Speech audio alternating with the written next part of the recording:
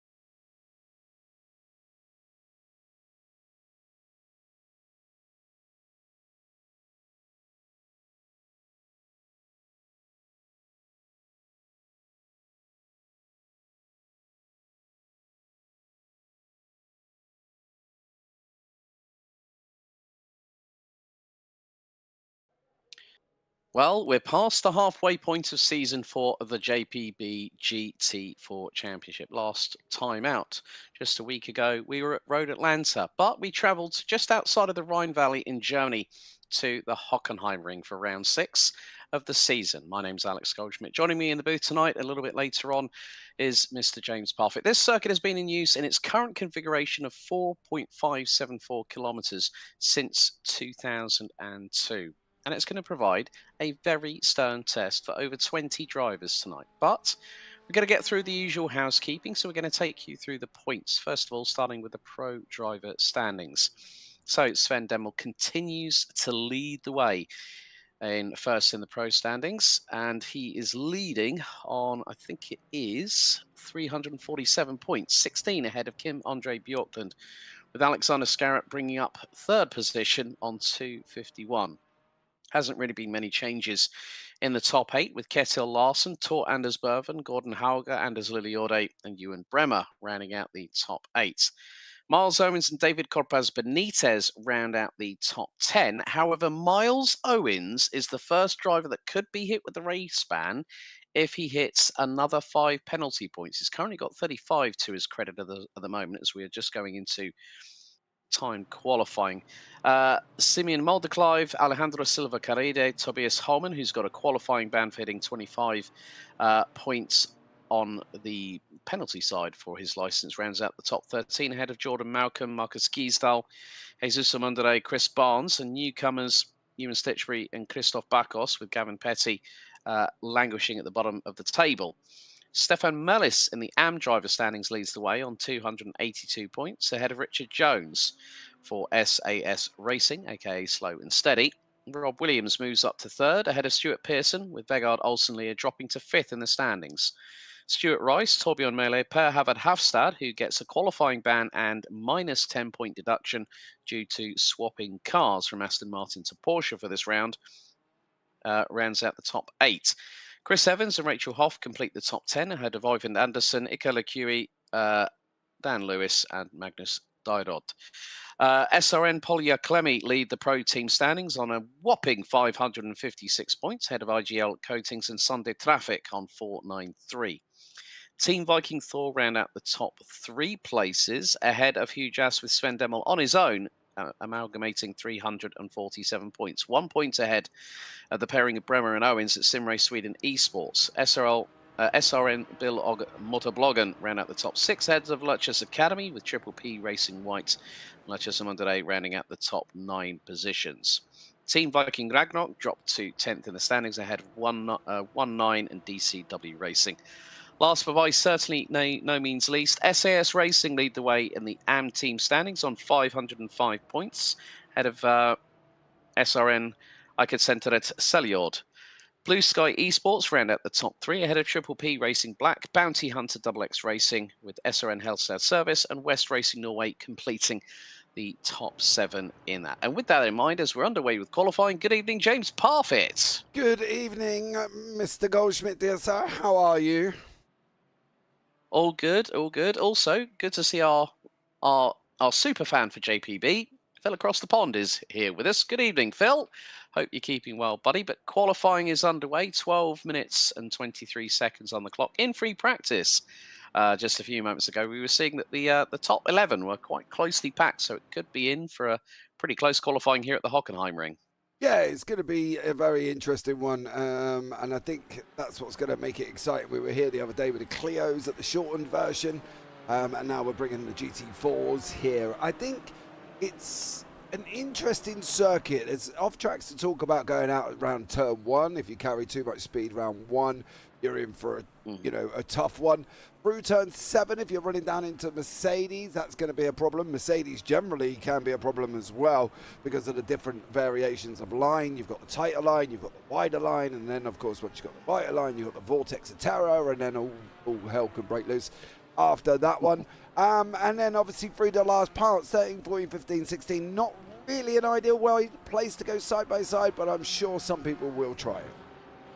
Yeah, especially going through turn 11 at Mobile 1 before the infamous Sachs curve at turn 12. Anders Liliorde, currently purple in sector number 1. Kim-Andre Bjorklund was the fastest driver in free practice. He's gone top of the times already, 1 minute 45.629. We're going to see speeds approaching close to 160 miles an hour around this 4.574 kilometre circuit. 17 turns and all. There's Stefan Mellis in the number 54 Bounty Hunter Double X Racing Porsche, nearly getting it all loose and sideways, coming through turn number 15 through into Sudkurve. But Kim-Andre Bjorklund again goes purple in sector number 1. Ewan Bremer is not that far behind, about 14 thousandths of a second adrift in the number 036 Porsche. And at the moment, it's a top 5 meritocracy for the Weissach mark, because Gordon Hauger rounds out the top 5. Richard Jones in SAS Racing is the leading AM. It is pole position for the fastest driver in timed qualifying. So they get an additional point, along with a fastest lap point for the fastest driver overall in both the sprint and the feature. 25 points for a win in the sprint, 50 for the feature, of course, with the JPB GT4 Championship. We have kept with the same format. It works well. It's very conducive to good racing and a little bit of carnage along the way. We'll have this 15-minute qualifying session, then a 15-minute sprint race, and then we'll have a little bit of a warm-up before the big grand finale of the evening, which will be a 45-minute feature race with a mandatory pit stop. All cars are maxed with regards to fuel allowance of 50% of the fuel tank. Of course, not much elevation change to speak about here at Hockenheim, James, but one of the other things, coming out of turn 12 for Sachs curve, you've got a bit of undulation, a few bumps to deal with. Yeah, that's the thing. It's not one of them circuits that you would sit back and go, oh, they're going to be up and down the hill, they're going to, look at it, there's big drop, this drop. They're not. They've got curbs, they've got sausage curbs, and they could cause them deep problems. And that's the thing. They've got to be careful. There is a couple of unruly bumps stuck in on the way down through turn 1, coming out through 7 as well. But I think generally most of these should be okay. And I think from their experience, a lot of people have probably been here before. They've probably all done this. They've all been at this circuit. And I think, again, they shouldn't have too much of a trouble. But never say never, because anything can happen. Yep, so very shortly we'll take you on a hot lap of the 4.574 kilometre circuit here at the Hockenheim ring. Actually, we were on board with Ewan Bremer as he's making his way through out of turn number 10, having exited the Mercedes arena. So we'll stay on with him a little bit. He's actually fastest at the moment, 1 minute 45.399. 6/100ths quicker than Kim-Andre Bjorklund with Anders Liliorde and Richard Jones. Oh, that's a great performance there from the SAS Racing. Number 99 BMW rounding out the top 4. Alex Scarrett, Sven Devil, Ewan Stitchbury, Gordon Hauger, Stefan Mellis and Miles Owens round out the top 10. As we're going to come out of turn number 16. So let's go on board with Sim Race Sweden Esports. Ewan Bremer across the start-finish line, heading on to turn number 1, known as Nordkurve. So you're going to be going through, dropping down to 4th, a little bit of lift and coast, and then just try not to exit quite significantly towards the outside. Then it's the run down to turn 2, known as the Einfahrt Parabolica, which is basically the entrance to the Parabolica. Then you've got a bit of a flick-flack chicane here, so through 3 into 4, and then you're going to be going up the gears, up to 4th, now pushing over 115 miles an hour. And it takes a while to get up to 6th around the Parabolica, but you might not get that opportunity. Well, there we go with Ewan Bremer. He's going to be 142 Spitzkehrer, which is the main hairpin. And he's just got a little bit crossed up on that lap, but we'll stick with him. I think he, as you would like to say, James, he had a bit too many beans on the loud pedal there. Yeah, and there's a curve on the outside. That's one of the main. That's one of the main aspects you can see now coming down into Mercedes. There's a sausage curb there that can unsettle the car. He's got to be careful going through here, because if he takes too much of this one, you will get a slowdown. Then you've got a curb and a sausage curb on the outside, so they've got to be really careful. There is that dip as well, that black line through the middle on the run now through mobile curb 1. Again, take too much of the right hand side, you're going to get a slowdown. That could possibly be an off track because he's got none of the wheels on the racetrack. But coming into turn 12 now, there's slight banking at 12 that you can use to slingshot around the outside, but you've got to have full control of the car. And I say that in a way where they've got to make sure that they have got it right, you know, because if they slam the throttle, no, you're struggling, because there is a horrible curb on the outside of 12 and it can cause you some major issues. So let's see how they get on there. Yeah, and there is the number 99 of Richard Jones just going through in towards Sachs-Curve. This is where the banking takes precedent here at turn number 12. And, oh, well, Richard just took a bit too much and ended up going around. Ewan Stitchbury has managed to get the ORA Motorsports number 22 Porsche up to 5th place and matching the same lap time as our current overall points leader, Sven Demmel. Now, looking back at what has happened so far, Sven Demmel, 5 wins, 10 podiums, 3 pole positions, and 7 fastest laps. Kim-Andre Bjorklund, 3 wins, 8 podiums, 2 pole positions, and 3 fastest laps. We've had podiums, 2 for Alex Scarrett, 4 for Kjetil Larsen, 2 for Ewan Bremer, who's had a win. Gordon Hauger's picked up a win and also 1 podium. Anders Lilliorde and Jordan Malcolm have 1 and 2 podiums, respectively, apiece. Anders Lilliorde is also flirting with the possibility of maybe when we go to Brands Hatch in a week's time for round 7, that'll be the full Grand Prix loop. He's on 19 penalty points at the minute. So for those wondering, 25 gets you a qualifying ban. If you change cars, it's minus 10 points and a qualifying ban. But if you're Miles Owens, you have definitely got to watch your P's and Q's at the moment, because he is 5 away from getting a race ban. And if that happens this time, he won't be competing at Brands Hatch in a week. Remainder of the calendar, we've got the round 8 at Road America on the 15th of May. The 22nd of May will be Alton Park without the Britain's chicane. And then Silverstone Grand Prix brings us to the conclusion of what has been an interesting, dynamic, and at sometimes very chaotic season. Yeah, I think it has. It's been an interesting one this season. We haven't got the hour-long night race, which not too sure if we're going to put one in just as a surprise. I think we were basically hoping that we were hoping to get rain, and the GT4 still haven't got that yet. So unfortunately, couldn't bring a different dimension of racing with the rain. As we know, the rain is the world's great equalizer. So and I've seen that multiple times in racing where people have come through and taken the win, and you know, in an ideal world, they probably wouldn't have done unless there was rain.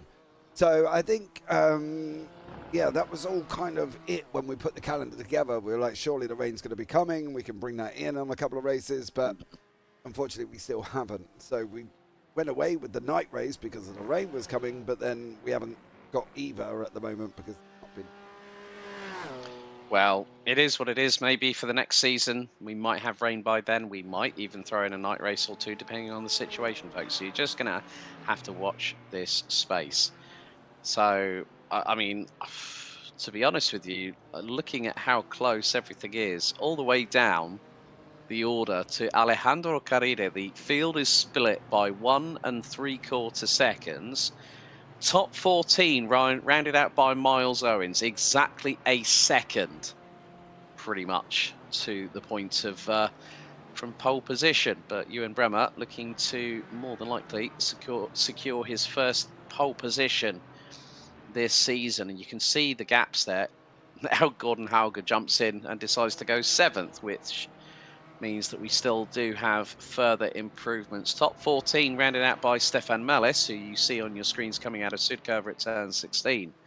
For what could be the penultimate push lap, we've got 1 minute and 50 still to go. Ewan Bremer has decided to pit, so has Richard Jones, who's comfortably in that pole position for the AM, but of course everyone gets points depending on where they finish, irrespective of their class, folks. So we do really want to just try and give as much opportunity for everyone to have a pole position. Gordon Hauger, if I remember correctly, back in season 3 was the only driver in JPB GT4 history that won a race overall as an AM, wasn't he, in the McLaren 570S? Yeah, he was. And I want to pick up on Stefan Mellis just really quickly. He's made me crease up this week. When the scores come out, said he was going to go and frame it because it would probably be the only time it would be top of the standings. Bless him. And then I was speaking to him this today, actually, and he was saying about another league that he's in, racing, and he said, for some reason my fuel was gone. I think I had a fuel leak. And I was like, I said, are you sure on that one, mate?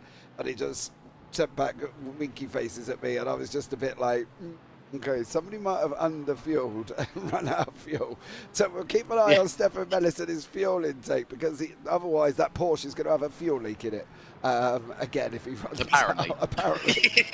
I didn't even know that was a thing, to be honest. I didn't even know iRacing brought in fuel leaks, but according to Stefan, there is a fuel leak in there. Stefan's telling porcupines, I think. Yeah, like you say, probably, so.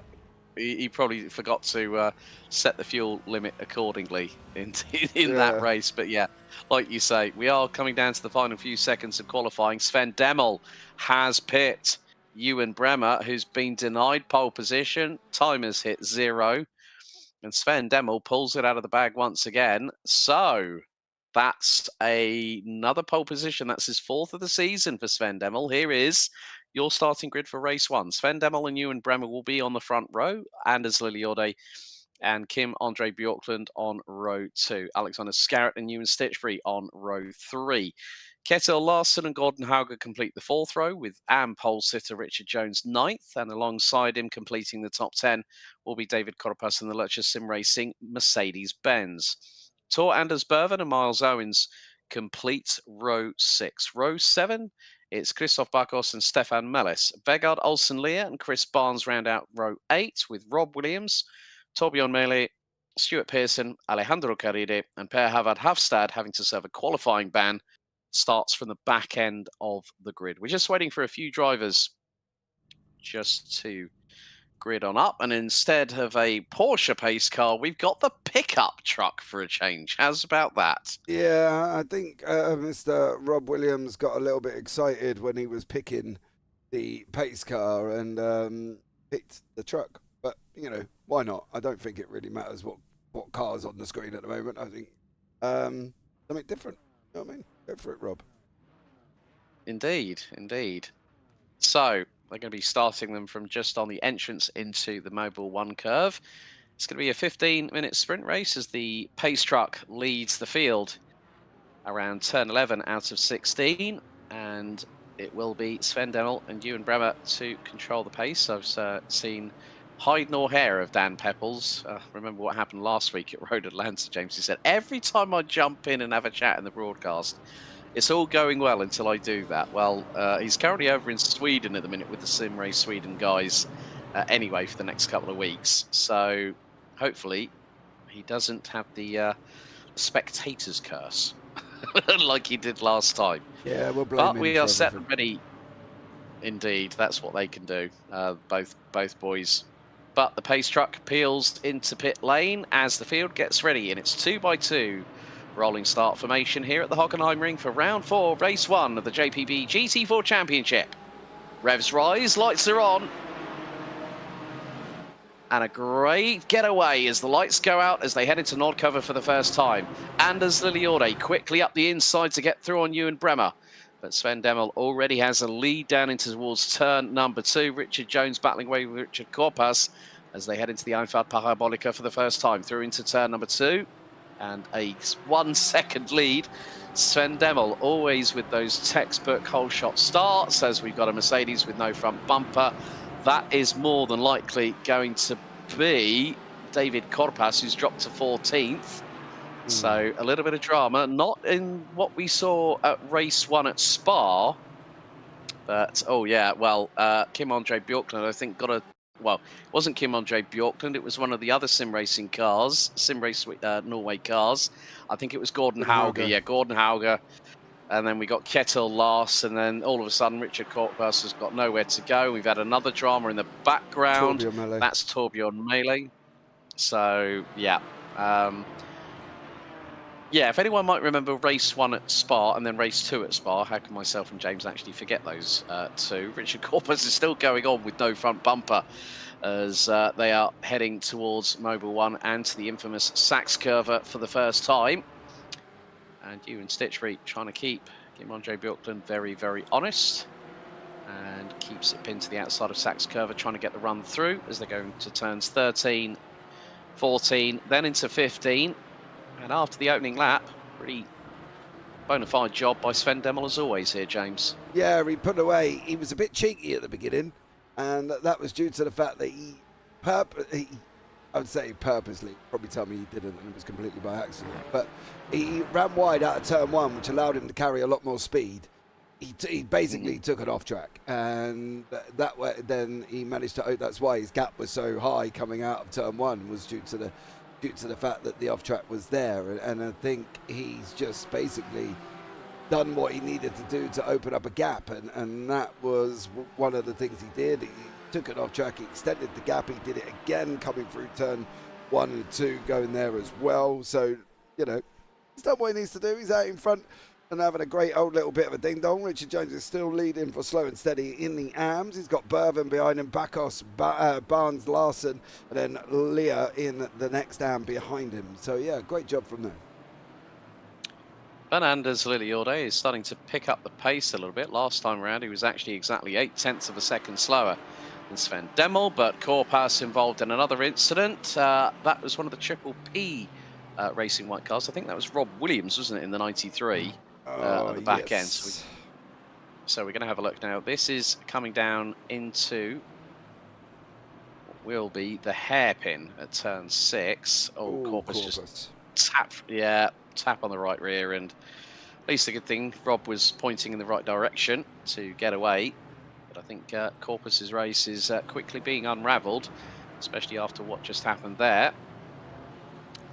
Miles Owens trying to close in on Vegard Olsen-Leah as they go through Sachs Curve at turn number 12. Ewan Bremer and Kim-Andre Bjorklund are trying to put the frighteners a little bit here on Anders Liliorde in the battle for P2. But that could also become the battle for the race lead, because Anders Liliorde, new fastest lap, 1:45.517. Everyone is going to be very, very careful of the off tracks going through Nordkurve at T1. And Sven Demmel decided to keep it reined in a little bit, going through turn 1 on lap 3. We've got 11 minutes to go. And very clean battling.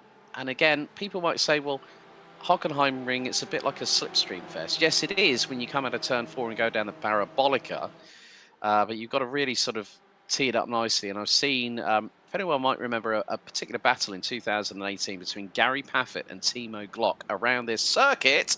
Oh, dearie me, Ewan Bremer, that was a bit close and a little bit of a bump on Anders Liliorde. No harm, no foul on that one, but that's put him straight into the clutches of Kim-Andre Bjorklund as they head into the Mercedes arena. For 50 kilometres, Gary Parfitt and Timo Glock were side by side for 50 kilometres in 2018, and was a great battle to watch. But Kim-Andre Bjorklund now senses that the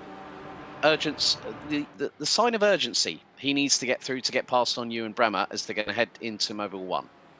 Yeah, he's got to try and get through Bjorklund, because he can't allow Demmel to get too far away, but Liliorde's doing a great job of holding Demel within clutching distance, really, but they're losing a bit of time, and they need to make sure that they are going to try and move forward. If these guys start battling, Demel's going to run away with it, right? So in an ideal world, don't battle, go after him, work together, and see how close you can bring him in. But I think at the, it is one of them things. You're trying to tell racing drivers not to battle. I don't quite get how we can stop that to me.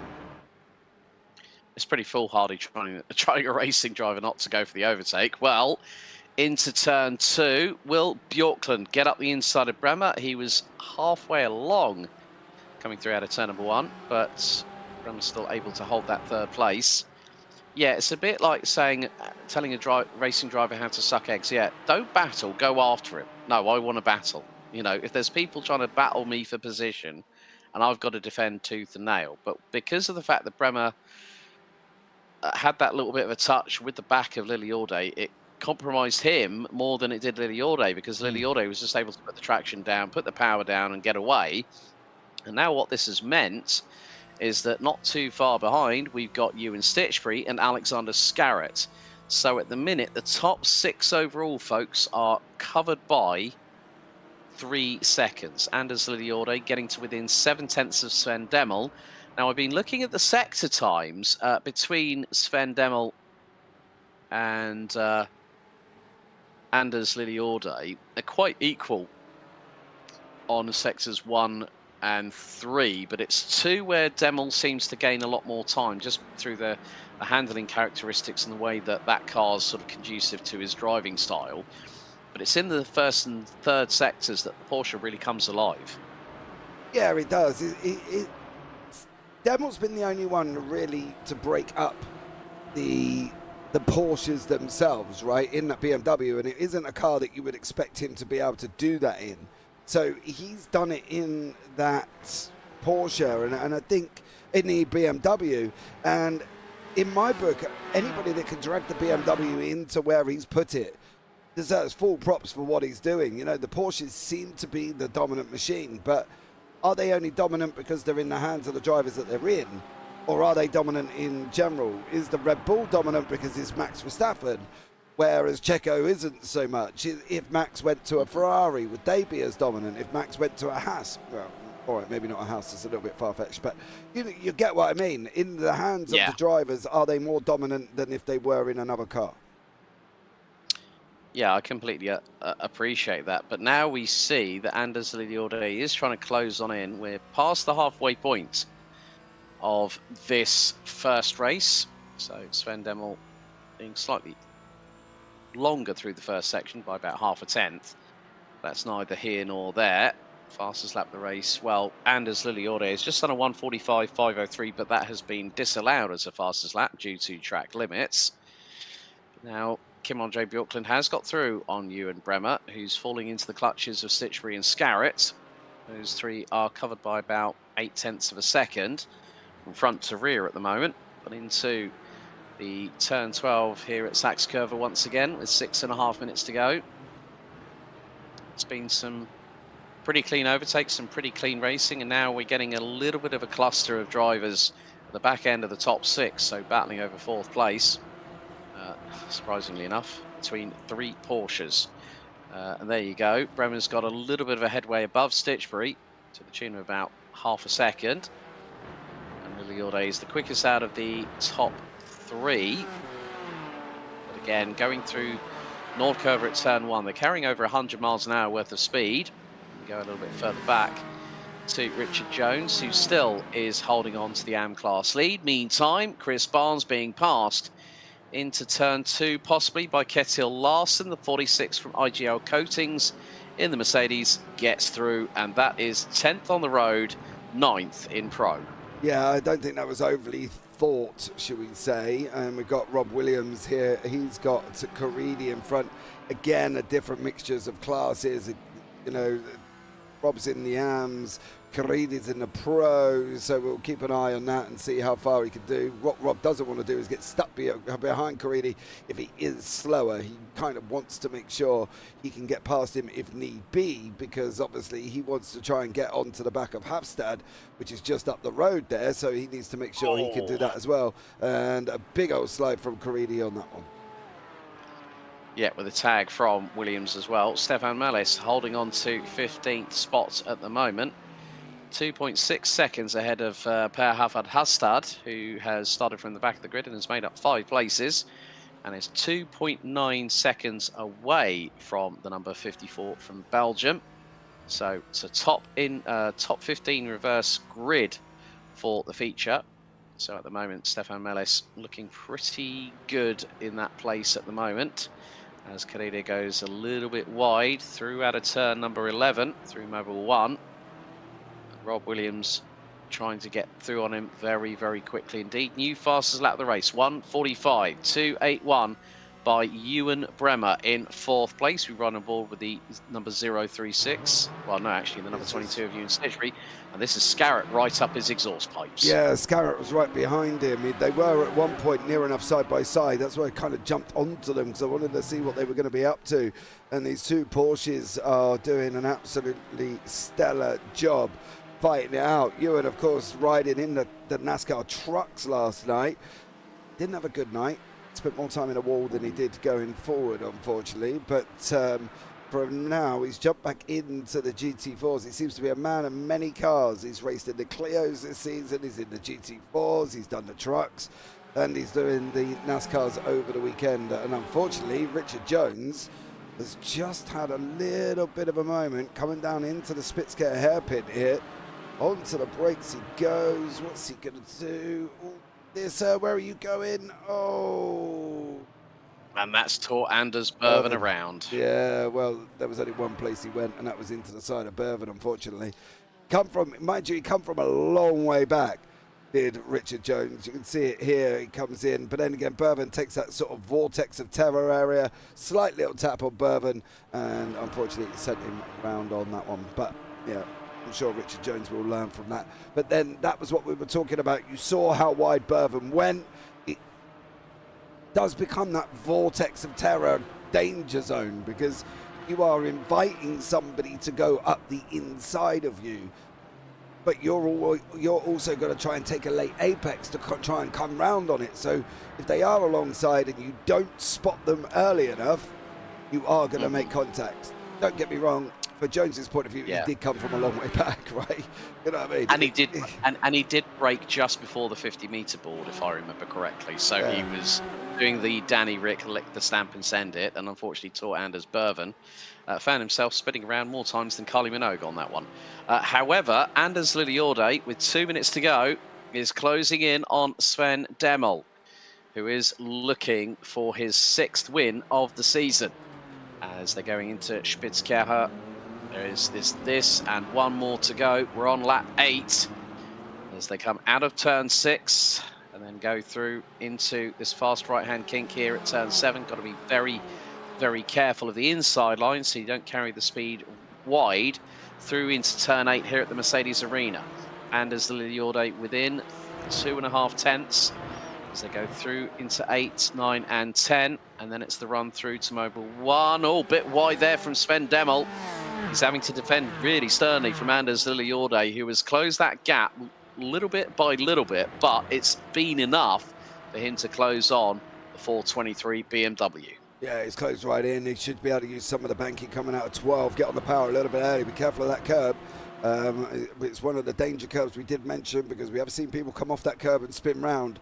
So they've got to be a little bit more mindful that that curb's there. He's going to have 1 lap now. Barney's going to be waving frantically on the gantry. There he is, waving that white flag as we come down into turn 1. What's Demmel going to do? What's he going to play with here?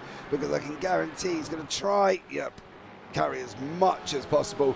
Liliorde was going to do the same thing all day. If they've got off-track spare, that's where they would have used them to try and carry as much speed. Yes, it's not recommended. You know, we can go into cheating, whatever. I really can't be bothered with that, because let's face it, every single sim racer would have done that on the final lap, trying to hold that lead and catch him.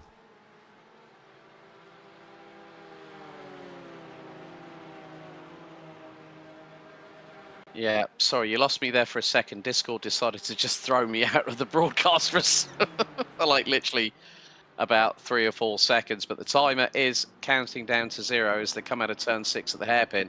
And Lily Orde, he's got one more chance to do it. I think he can try and do an attempt and go a run to the line out of turn number 16 here, James.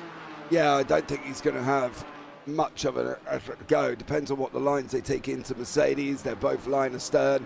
Coming out the other side, they're going to both follow each other. It's such a difficult section to try and go through. If he's not going to get him in Mobile 1 because one of you will end up on the gravel on the outside. Turn 12, he's just not close enough now to even get them remotely near to use that bank in. 13, 14 for 15, he's never ever going to be able to get through on there. So I think it's going to be Demel, Lily Orde in that order. So, out through Sachs cover for the final time. Sven Demel has got Lily Orde charging towards his rear wing at a great rate of speed, but it's not going to be enough because out of turn 16, the Sud curve is going to be the 6th win of the season for Hujas' Sven Demel on home soil here at the Hockenheim ring, winning by 0.4 of a second. And Anders Lily Orde, Kim Andre Bjorklund round out the top 3. Ewan Bremer 4th, but also secures an additional point as Sven Mellis loses it big time coming out of the final corner. Oh, Sven Mellis, you are... Oh, he might not be so lucky because, look, there's Per Havad Hafstad. And Rob Williams, poor old Stefan. And Rob Williams. Stefan Mellis dropped a 3rd place on the podium. And who inherited? Well, it was Hafstad got it. Hafstad got it. Richard Jones wins in AM. So let's look at it from this perspective. Sven Demel picks up the win on that one. Anders Lily Orde and Kim Andre Bjorklund. Let's take you through the results of what was an interesting race. So Sven Demel wins ahead of Anders Lily Orde. Kim Andre Bjorklund rounds out the top 3. Ewan Bremer in the 036 picks up his first fastest lap point of the season. Well done to him. Finishing 1.7 seconds behind the race winner. Ewan Stitchbury in 5th ahead of Alexander Scarrett with Christoph Bakos, Chris Barnes, Ketil Larson and Miles Owens running at the top 10. Gordon Hauger finished 11th. And once again, it was slow and steady. Number 99, Richard Jones, that picked up the win in AM ahead of Vegard Olsen Leah in the 226. Tor Anders Berven 14th, and from the back of the grid to podium success, I think, for the first time this season in the AM class. Per Havad Hafstad in the 474. Rob Williams and Stefan Mellis round out the top 17. Of course, 21 drivers in this race. David Corpus and Alejandro Carrera for Lercha Sim Racing. Not a good evening so far for the Spanish pair. Torbjorn Mele and Stuart Pearson brought up the rear of the field, but everyone made it to the checkered. Stefan Mellis with that big old rotation at turn 16 just unfortunately lost a podium. I think when he did that, when he said, I'm going to frame this because it might be the only time that I'm at the top, well, Richard Jones has picked up a victory, Stefan. So you know what you need to do? You need to get in the top 3 for this next race coming up. Yeah, I think it's interesting with Stefan because when he's there and he's practiced, yeah, he's really there. But when he's just done a Stefan and jumped in and tried to use the 2 hours and practice beforehand, he doesn't always seem to be on it. Now, what Stefan does outside of sim racing is he's actually a DJ, and he DJs everywhere. So I think for him, whether or not sort of he's got the time to practice, I don't really know how busy he is, but obviously if he hasn't got the time to practice, that could explain why sometimes he doesn't seem to be on it as much as we would like him to be on it. But I think let's see how he gets on here, because this could be an interesting one. You know, if we look at where the grid's going to be, he unfortunately is going to be down on 17. He missed that top 15 reverse, so everybody, all of them, is going to be in front of him. He's got a long way to go, and he's going to have to try something amazing within the pit stop cycle to be able to see if he can move himself forward. But never say never. I'm optimistic. I am optimistic. I'm also optimistic about Per Havard Hafstad's opportunity now that he finished 15th, gets P3 in AM, and now he's going to have all these drivers behind him. So all the hard chargers.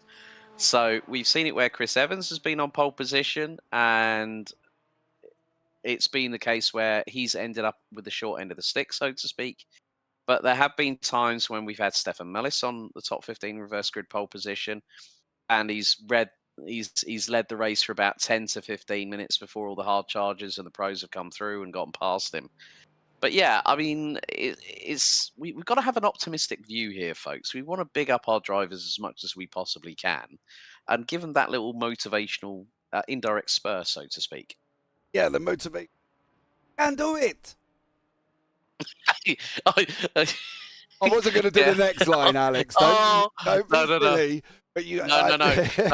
I know what line you're talking about. But yeah, the Rob Schneider, you can do it. Yeah, and then the next bit. Yeah, but we weren't going to do that one. But yeah, that's the thing. They've got to be able to come into races ability, right? Because you know.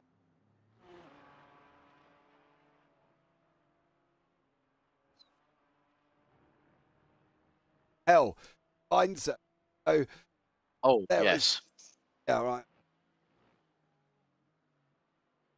Driving left. And that's my thing. I'm just going to keep driving left circles. I'm off to Kansas. But I think these guys have got to do what they've got to do, and that they know how to race. They're not silly. None of them are. And they just, have their moments. So we'll see what happens in this race. Yeah, quite interesting. There's a little bit of a fact about Hockenheim. It's actually just outside the Bertha Benz Memorial Route, which was actually the first ever longest trip taken in an internal combustion engine car. This was back in early August 1888 from Carl Benz's wife, Bertha, who actually decided, without anyone knowing, including her husband, did a trip of about 104 kilometers. Back in 1888 in one of the early cars done by the Daimler-Benz group. Yeah, Bertha Benz. That's an unusual one for a German first name, but I'm digressing. Here's the grid for race 2, round 6. Per Havard Hafstad starts from pole position. We'll have Tor Anders Berven alongside. Vegard Olsenlee and Richard Jones ran out the top 2 rows with Gordon Hauger, Miles Owens, Ketil Larson, Chris Barnes, Christoph Bakos and Alexander Scarrett rounding out the top 10. Ewan Stitchbury and Ewan Bremer round out row number 6. And they are in front of Kim-Andre Bjorklund, Anders Lilliorde and Sven Demmel. Rob Williams starts 16th, head of Stefan Mellis, with David Koppas, Alejandro Carride, Torbjorn Mele and Stu Pearson bringing up the rear of the field. So again, it's going to be a second race, 45-minute feature, 1 mandatory pit stop, all cars restricted to a maximum of 50% of fuel. And again, it's another circuit where we're going to be talking about the good old adage of strategy, Mr. Parfitt. Yes, strategy will be the key. Let's just say that one. How are they all going to get on and cope with that? Well, we're going to find out. I think that's going to be the easiest thing. Is anybody going to pull a master stroke? Is some going to go from the front to the back? Oh, it's all going to be very, very tense, Alex. But yeah, should be a good one. So the official iRacing pace truck brings the field through Sachs Curve at turn 12 and into turn 13. And so there we see Per Havard Hafstad and Tor Anders Berven. It's an all-Norwegian front row as the pace truck peels into pit lane. 45 minutes on the counter. Can anyone stop the run of Sven Demmel, who starts down the order? As the red lights are on, they start accelerating here at the Hockenheim ring. And we're up to full racing speed. Lights are out. The feature race is underway. As Vegard Olsen-Leah looks to go up the inside of Tor Anders Berven, who did Night Rider ski mode through turn 1 at high velocity at around about 95 miles an hour. But Per Havard Hafstad is going to have to relinquish that lead. He's not going to fight it through into turn 2. He's got to watch his 6 because he's got Vegard Olsen-Leah to the outside. He's just got through. And then here comes Richard Jones for good measure through the Parabolica. They're going to be pushing best part of nearly 150 miles an hour into the braking zone for turn number 6 here at Spitzkirche. And there is Gordon Hauger, also looking to go late on the brakes into turn 6. Everyone's still neatly getting through so far. Richard Jones nearly goes into the back of Vegard Olsen-Lear, but manages with cat-like reflexes to keep out of the way of the rear bumper of the 226. There we see Gordon Hauger and Chris Barnes, the leading pros in this race so far. Oh, it's going to be a Gordon send. Hauger, that is a send and a half from Gordon Hauger. And that was through at turn 8 as they go through into 9 and into 10 here at the Mercedes Arena. That was brilliantly done there. That's been one of the moves of the evening so far. Ewan Stitchbury, however, has been on the receiving end of contact. Yeah, it has. I'm going to see where it can come from here. Goes that demo. No, on his own. On his own. Well, that was very lucky that he didn't go into the wall there either. So looking from the helicam, turns it through, back end steps out now. Sven Demel has to hit the brakes, and that was just the slightest of touch. That was just as a corresponding effect of Ewan Stitchbury unfortunately rotating the car coming out of turn number 10. Back end was just stepping out, and yeah, Sven Demel had nowhere to go. That's put him down in 17th position, but it's Tor Anders Berven leading the way. Now here's the battle for the AM lead coming through turn 3. Oh, that's Chris Barnes around at turn 2. Yeah, party going round. The question was that on his own? Per Havard Havstat. I'm wondering if he had anything to do with this first. There is Chris Barnes. Oh, yes, he definitely did. Oh, not what you need. Not what you need at all. No. Definitely not. So we'll see. He'll keep going, no Barnesy, but Richard Jones still behind Vegard Olsen-Lear with Gordon Hauger behind that one. Then you've got Kim Andre Bjorklund. He's got, well, the rest of the field, basically, all the way down into 18th, who is there. You can see them all going through there as well. They're literally, all of them fighting out. That's one of the Mercedes off the side of the circuit. Ketil Larsen. Ketil Larsen, 46. Yeah, I think him and Caridi have had a little bit of a coming together. Larsen again has made another mistake, but Caridi now has got Scarrett in front of him. I think this is, yeah, they're too wide at a corner. That's not ideal. Oh, Caridi. He's going to turn in. No. He was the yeah, problem was he was alongside. Yeah. That's the big thing. He's thought there was going to be a gap there, and Ketil Larsen was turning left into that left-hander and was hitting the racing line. So, you know, Scarrett's on the outside, so coming through into the Mercedes arena. So Larsen's going to be sandwiched. Yeah, he's got the overlap. That's the thing. You hit him on the rear door arch, and that is obviously within the rules as classed as an overlap. He got the overlap. So ideally, there should have been room. Some points left there, but Gordon Hauger's now got Richard Jones, Miles Owens, Kim Andre Bjorklund, Bakos, Liliorde, Bremer behind us. Sven Demel only up 2 places as he's just cleared Corpus Benitez there, and Sven. Oh, I'm still not going to count him out, right? Because we would generally see that all of a sudden he'll be right up there as Bakos, and that's Liliorde. Also thinking about changing positions. Yeah, so I'm not going to count Sven out whatsoever, because I still think he'd probably be there come the end. Well, the thing was, after that moment for Ewan Stitchbury, he was all the way down in 17th with Sven Demel. As a result of that, he got compromised and inadvertently impeded through no fault of his own. Stitchbury just over-rotated coming out of turn 10. But Christoph Bakos still battling away with Liliorde. Bremer is not too far behind. Stitchbury now has the fastest lap of the race, 1:46.349. We're running on board with the number 101 from ORA Motorsports. So both drivers going with different manufacturers. Bakos with Aston Martin. Oh, that could be a possible opportunity, trying to go through at Sachs cover at turn 12 on Anders Liliorde, but he's hung out a little bit to dry is Bakos, which allows Bremer to get through.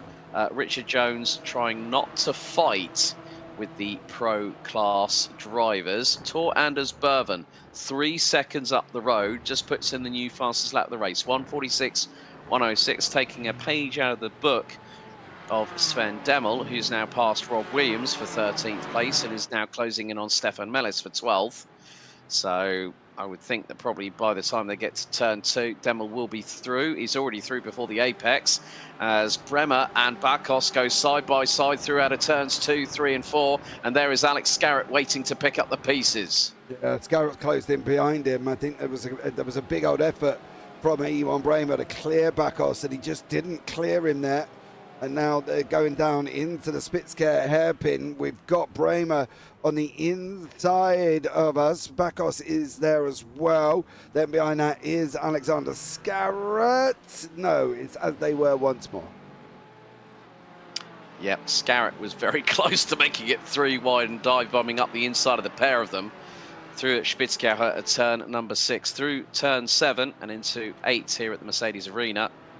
So at the moment, your current leaders in both respective classes, Tor Anders Berven for Team Vikings Thor, leading overall. Vegard Olsen Lear in second for the Sim Racing Norway crew in the 226 P2. Gordon Hauger, Miles Owens, Kim Andre Bjorklund ran at the top 5 overall. Richard Jones is quite a bit behind at the minute. Alexander Scarrett, new fastest lap of the race, 1:45.971. He is in front of Alejandro Caride and Sven Demel, who has made his way up to 12th position, even though the fact that we have coming up to 37.5 minutes of this race remaining. And oh dearie me, that was Stu Pearson, wasn't it? Out of the final corner, I think just went around in 19th place. Ketil Larsen is closing in on him very quickly because Stu was stationary for quite a long time. But some good battling here at the Hockenheim ring, and Alexander Scarrett seems to have a lot more confidence in that car. So let's have a look. Stu Pearson, that's going to be through out of turn number 15. He's hit the sausage curb on the outside coming out of turn 15, and that's punted him around. Yeah, you can see his rear left. If you have a look at his rear left just as he comes around, there's a sausage curb on the outside. Bumps up over it, unsettles the car, tries to come down, power still going, and unfortunately for Stuart Pearson around he goes. But Gordon Hager, Margot Owens and Kim Andre Bjorklund still scrapping it out here. And yeah, Mellis still in third, Jones still in second, and Olsen Lear still in first in the AM. So there's got to be a pit strategy somewhere because of the fact that Jones needs to clear Lear and Mellis needs to get up towards them. Obviously, didn't get the top 15 reverse. I think it was down to 17th. So he's made up a lot of positions, but he's got to try and somehow get a little bit further up now. Yeah, a little bit of front-end damage on the 718 Cayman of Gordon Hauger in the number 71, who was still battling tooth and nail with Miles Owens and Kim Andre Bjorklund as they come out of turn number 15. Careful of that sausage curve on the outside. And through they go to complete another lap. We're on to lap number 6, and still, well, Tor Anders Berven is pulling away to the chin of about 4.4 seconds. Kim Andre Bjorklund closing in on Miles Owens has got another new fastest lap of the race, 1:45.585, and he's going to get the slipstream down into turn 2. If he can get the better exit out of turn 4, then he'll have the run on Miles Owens going down into Spitzkehre through the Parabolica here at turn number 5.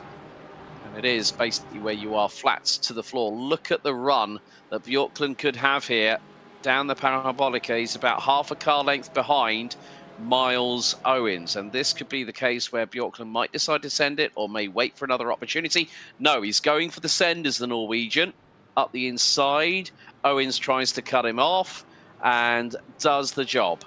Yeah, great move there. And so Miles Owens doing a stellar job trying to hold on to that position. It's got Bjorklund trying to come through. Bjorklund's going to keep going.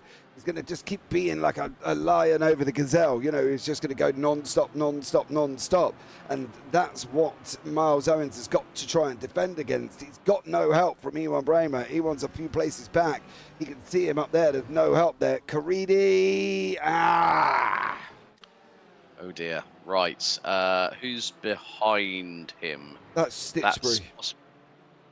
Right, so Stitchbury goes for the move up the inside. Oh, it's the two teammates. It's the two teammates. Don't want to be in that debrief room after. I think we'll all be flies on the walls for that one. Yeah, me not so much. Mm. Definitely not. I don't want to be a fly in there, but Miles Owens still under pressure here. He's still got Kim on JP Auckland behind him. And he's still going to carry on trying to hold him up here. I'll tell you what, Bjorkland's probably screaming. To be honest, if he isn't using this to save fuel, I'll be very surprised. The problem is look at everybody behind it. Richard Jones, Liliorde, Bakos, Bramer, they're all coming. So for Liliorde, he's got to make a decision. I've got to go, but do I go now?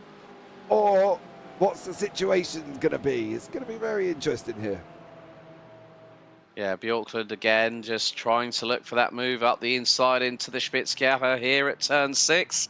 And he's got the inside line this time. Has the Norwegian, and Miles Owens drops down to 5th position. But these two have become the proverbial cork in the bottle. We always see that at times, don't we, James? When people are trying to save fuel a little bit, they then make a move to get through, and then it's backing up everyone behind them as Anders Liliorde looking up the inside through on Richard Jones, and he got the move done through turn number 8. Anders Liliorde with a storming move just decided, well, I'm going to go up the inside of Richard. I know he's second in the AMS, but that is also costing Richard time. Ewan Stitchbury is now being passed by Sven Demmel, who is still down in 13th position. So whether Sven might have gone with a heavier fuel load, brimmed the tank, and decided, well, you know what? There is no pit stop window in this race. So maybe that might be his 3000 IQ strat. Yeah, you would just fill it up and see how you go. I think that's the thing. Demmel's not been... He hasn't jeopardized the car in a way where he's pushed and made moves, right? He's been doing things in a systematic, slow manner. And I think the realization that, you know, they've got 45 minutes kind of makes you realize that you don't have to rush things, especially not when you're as quick as Sven is in general. And at the end of the day, I think for him, he's, 17 seconds away from the leader? That's not enough for them to come in to make a pit stop and get out in front of him. So I'd be interested to see how this one pans out for Sven. I think, as I say, I'm not going to count him out because there's no point. But yeah, it could be very interesting here as well as they're trying to go. Well, I'm not quite sure what they're trying to. Richard Jones has been. Yeah, they were trying to go 3 wide. Ewan Bremer went late up the inside of Richard Jones. We're going to have a look from the helicam. Now, this is coming through in towards turn 6 at the Spitzkeller. Bremer dives up the inside. Richard Jones has to go and avoid. Alex Scarrett nearly goes into the back right of Richard Jones. Yeah. Bakos there as well. So Richard Jones at the minute finds himself 3.5 seconds ahead of Rob Williams and a further second ahead of Stefan Mellis, Mr. Superstar DJ. Yeah. That is the battle for 2nd, 3rd and 4th in AM. Vegard Olsen Lear, well, he is 4.2 seconds ahead of Richard Jones as the way things stand. Yes, but there's also a pit stop. Exactly.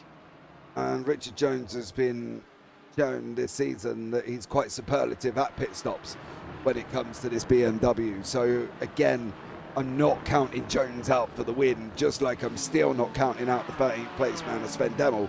He's just set the fastest lap of the race at a 1:45.355. He's only now within, now remember when I said it was 17 seconds or 17 and a half, it's now come down to 16 and a half, so he's pulled a second out already. Pit window's going to be within the next 10-15 minutes in an ideal world, so that could be an interesting one.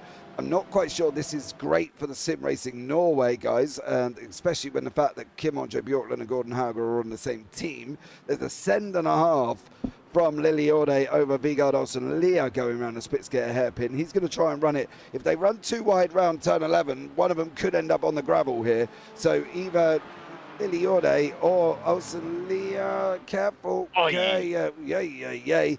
Liliorde makes it through and has now got Miles Owens, who is trying to get past Olsen Lear as well. Very, very hairy going through turn number 7 between the two countrymen at that point, as we run on board with the number 74 Aston Martin Vantage GT4 of Sim Race Sweden Esports. Miles Owens, who's got his teammates. Ewan Bremer just behind in the 36 Porsche as they go into Sachs cover here at turn number 12. 29 minutes. That's a little bit of change to go until the checkered flag. So at the minute, we've only had, well, looking at it from this perspective, the wins, I'm going to throw some stats, reference the AMs at the moment. Richard Jones has the same amount of wins as Sven Demmel this year in the AM class, however. Vegard Olsen-Lear, 3 wins. Stefan Mellis 1. Stuart Rice 1. Oh, side by side between Miles Owens and Vegard Olsen-Lear, who has to take avoiding action as it's going to be 3 wide into turn 2 for the briefest of moments as Ewan Bremer up the inside of his teammate through turn 2. Careful, guys. You don't want to incur the wrath of your team manager if he sees this one a little bit later on, and they both make it through scot-free out of turn 4. Yeah, there was a lot of room left from Miles Owens on that inside. I think he saw Bremer coming. However, Olsen-Lear now is just being munched. He is dropping down the order. They've all kind of caught up with him. He's trying to stay out of trouble, but once Bakos gets past it, and the next one there is the man himself, Richard Jones. So they've got to make sure for... No point flashing. No point flashing.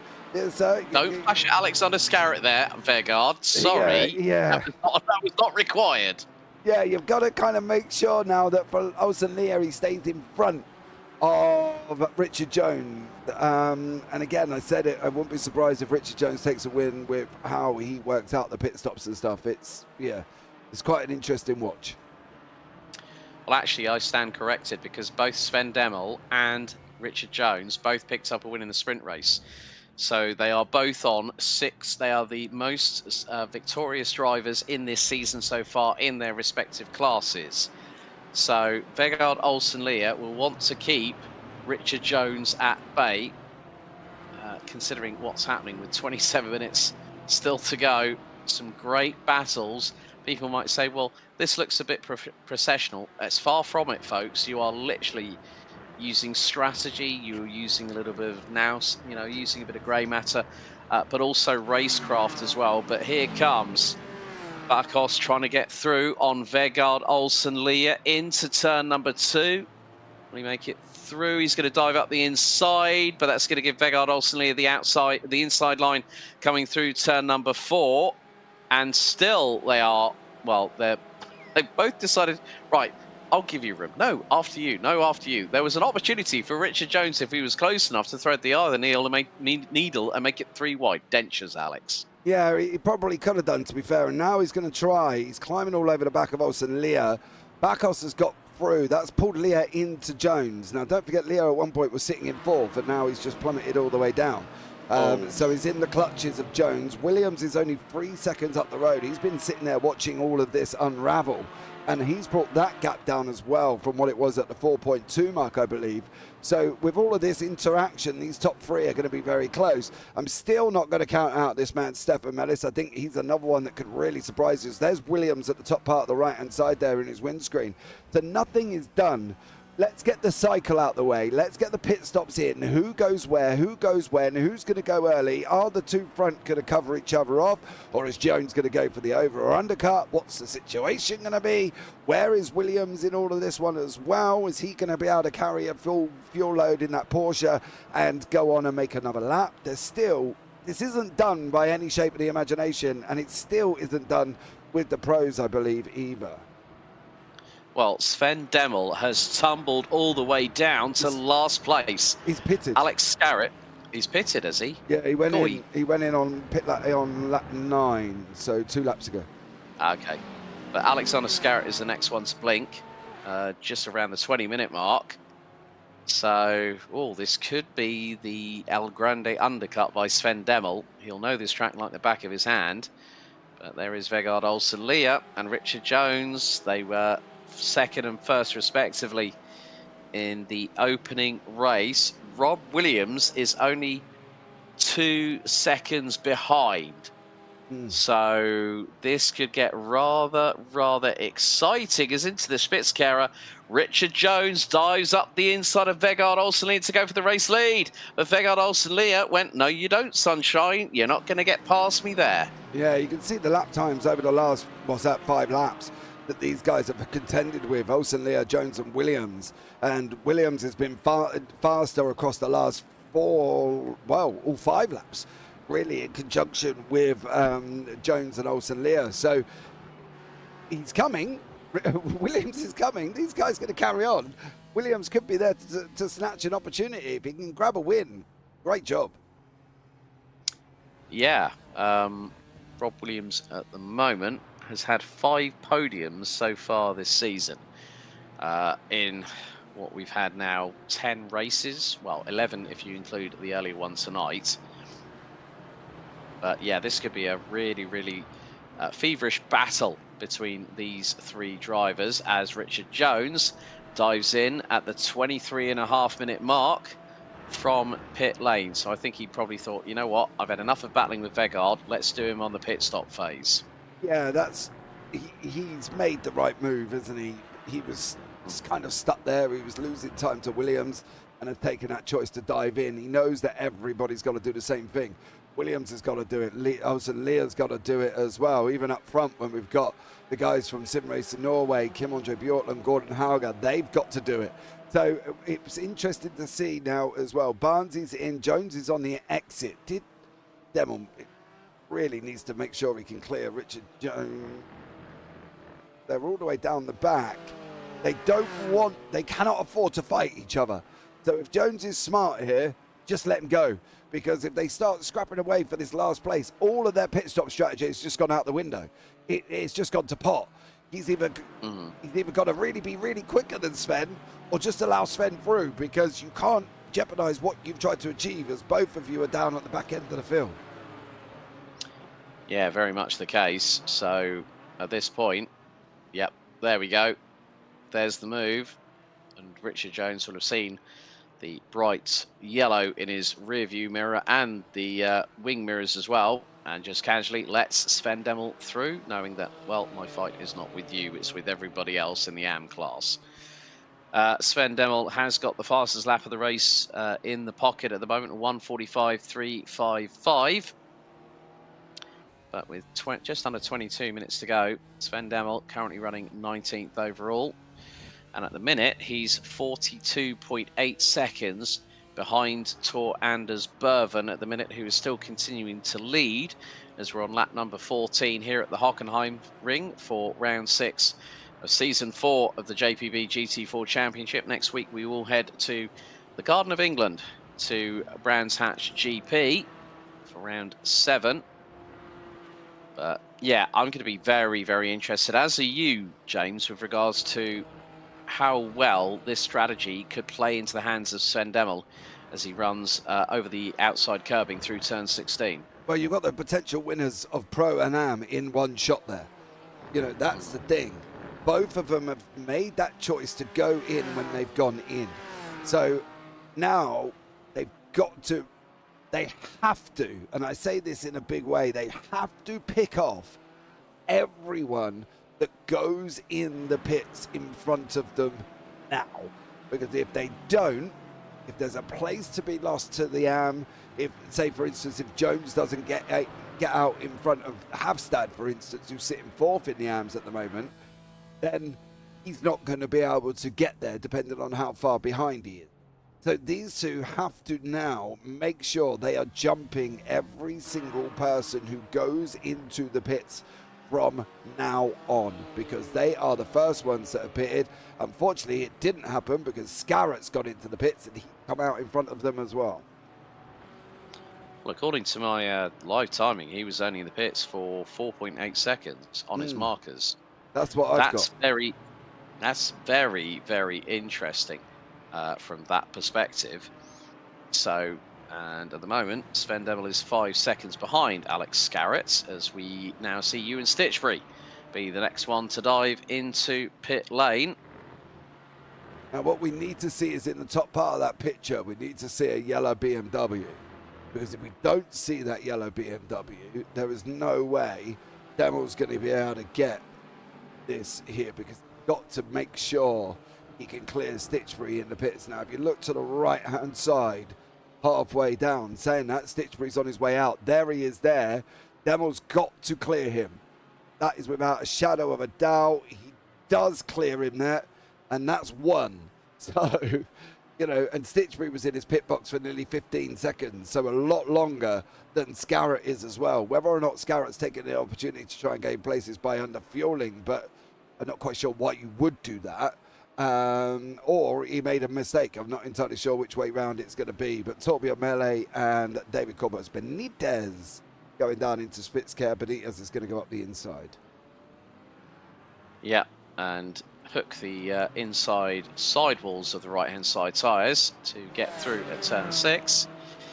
It's a nice little clean move on Torbjörn Mele, who didn't really fight it. One is a pro, one is an am. So they now make their way through into the Mercedes arena here at turns 8, 9 and 10. They've got Stu Pearson not too far behind them either. Rob Williams is closing in on Vegard Olsen-Lear for the race lead, but of course they still have to do their mandatory pit stop. 16 of the 21 cars yet to pit. There is Rob Williams and the number 93 Triple P Racing white Porsche, closing in on Vegard Olsen-Lear, who is continuing to lead the way in the AM classification, 8th overall. Ewan Bremer is getting a bit racy behind Anders Lilliorde. The gap between them stems to about 0.3 of a second, but of course these drivers still have to pit. Stefan Mellis next to Blink from the AM class and was running 10th and now drops out of the top 10. And Hafstad has also decided. So it looks like the flurry of activity is now going to be in earnest here, James. It is, and this is where we've said, right, they need to pick off the people in front of them. So Richard Jones has to get Stefan Mellis. He has done. They need to clear Hafstad. They have done. So, you know, between Demel, Stitchbury and Jones, they've got to be making these places up as the people in front are going in. That's just a given. Odd Job's 89. Lilliorde, my boo. I'm going to presume that's a she, but then I may have just got myself in trouble. So if that is right, please tell me, so then I don't feel so bad about it. But Owens and Bacos still continuing in the fight here in 6 and 7. Yeah, that's not helping their charge towards the top 3 by any iota as they come out of turn number 10, and it's a run down to turn 11 here at Mobile 1 for the left-hander with the camber to the deep left-hand side here at Sachs cover at turn 12. So the two Aston Martin Vantages line astern at the minute in 6th and 7th respectively. So Scarrett has pitted, Demel has pitted, Stitchbury, Jones, Mellis, Barnes and Hafstad have all pitted so far. These drivers look like they're going to go on for another lap. Lilliorde now pits from 5th place. This is going to be the one. This is going to be the one. Where is Demel? Oh, he's only coming in turn 12. I think Lilliorde might come out in front here. Demel is not going to be close enough. Lilliorde is only going to be stationary for another 7 seconds. And now he's on his way out. Lilliorde is on This could be it's not going to. Yeah, he's not got him. No, he's not going to make it. Lilliorde is going to go out in front. I'm going to be quite interested to see how close Demel is going to be. I think Demel has decided, well, I'm going to go for the big undercut. Let's see what happens. And he's been running in the 1:45.5, so quicker than anybody, and he's been doing it consistently. That's the key point that we need to raise here, folks, is that the consistency around this circuit pays dividends. But Anders Lilliorde, right, okay, Chris Barnes, what's happened here? Oh, don't tell me it's the sausage curb coming out of turn number 15. Yep. And it is. Oh dear, Barnsley. Yeah, not good. He jumps back to the pits. Looks like Vegard Olsen-Lear has also made a mistake from the lead of the AMS. He's going to be... he's just gone in. Don't follow him, Rob. Don't follow him. It looked like they were going to follow each other there, but Olsen-Lear goes in deep on that one. Bourbon's now in. Bjorkland's now in. Gordon Hauger's in. What about Ewan Bremer? He's gone round again. What about Miles Owens? He's gone in. Bacos is gone round. Olsen-Lear's in. Williams has gone in. They've covered each other off. Kettle Larson, he's going to go round again. So Anders Lilliorde has got the opportunity to go from 10th all the way to 1st if he can make this through. Demel, on the other hand, has got an opportunity, but it's how far up he's going to get. And at the moment, two of them guys are already on their way out. Berven's on their way out. Bjorklund's on their way out. Hauger's on their way out.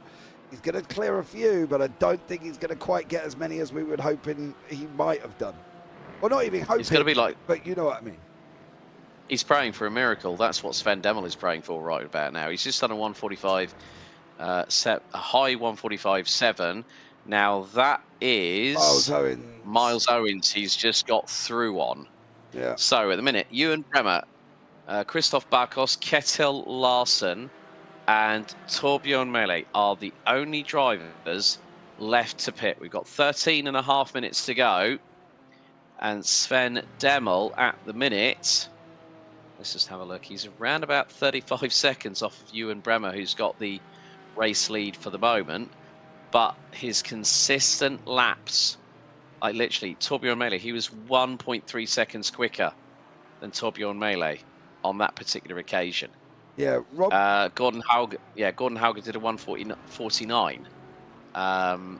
So and that was probably even including the pit stop. Anders Lilliores just had probably an off track. It's probably at turn 1 where he's just been launching it around through the runoff area. Bremer now pits from the race lead. Yeah, Williams cleared Olsen Lear in the pit. So at the moment, on track with Torbjorn Mele still to pit, it is Richard Jones, Williams, and then Olsen Lear will be the top 1, 2, 3.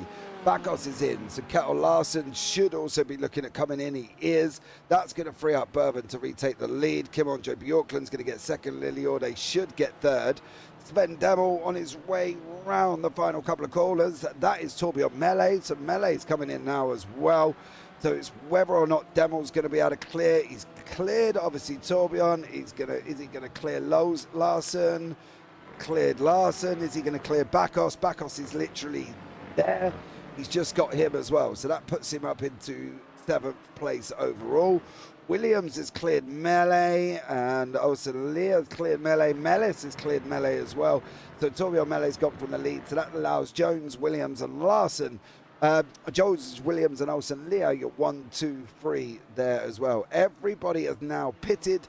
No more pit stops to go. And now it's just a straight run. Sven Demel to Alexander Scarrett to see how much closer they can get.